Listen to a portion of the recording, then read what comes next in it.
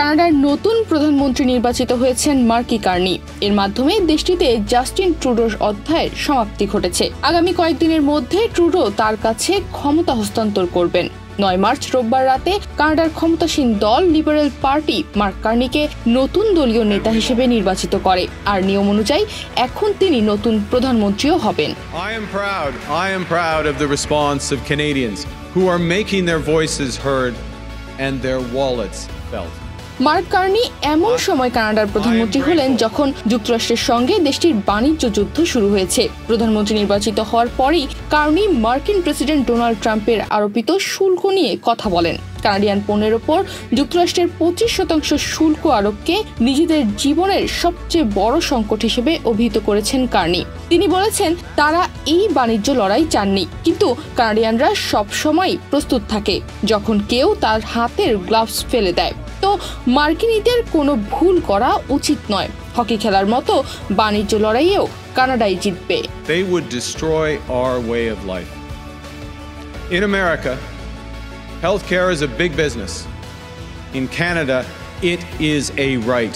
দ্বিতীয়বার প্রেসিডেন্ট হয়েই কানাডাকে যুক্তরাষ্ট্রের 51তম অঙ্গরাজ্য হিসেবে অভিহিত করে কটাক্ষ করেছেন ডোনাল্ড ট্রাম্প। এছাড়া প্রধানমন্ত্রী জাস্টিন ট্রুডোকে গভর্নর ট্রুডো হিসেবে ডেকেছিলেন তিনি। ট্রাম্পের এই মন্তব্যের জবাব কিছুটা ঘুরিয়ে দিয়েছেন কানাডার নতুন নির্বাচিত প্রধানমন্ত্রী মার্ক কার্নি। তিনি বলেছেন আমেরিকা কানাডা নয় এবং কানাডা কখনো কোনোদিন কোনোভাবে আমেরিকার অংশ হবে না। America is a melting pot. Canada is a mosaic. America is not Canada. And Canada never, ever will be part of America in any way, shape, or form. সংবাদ মাধ্যম এবিসি নিউজ থেকে জানা গেছে, এ সপ্তাহের যে কোনো একদিন কানাডার গভর্নর জেনারেলের কাছে প্রধানমন্ত্রীর শপথ গ্রহণ করবেন মার্ক কার্নি। কানাডার গভর্নর জেনারেল যুক্তরাজ্যের রাজা তৃতীয় চার্লসের প্রতিনিধি।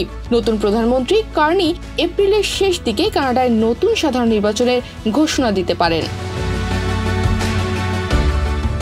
গত 6 জানুয়ারি প্রধানমন্ত্রিত্ব ও দলীয় প্রধানের পদ ছাড়ার ঘোষণা দিয়েছিলেন জাস্টিন ট্রুডো। তিনি 2015 সালে প্রথম দেশটির প্রধানমন্ত্রী হন, কিন্তু সাম্প্রতিক সময়ে তার জনপ্রিয়তায় ভাটা পড়েছে। এমন সময় তিনি সরে দাঁড়ানোর ঘোষণা দিয়েছেন। তনিমা রহমান, বাংলাদেশ প্রতিদিন।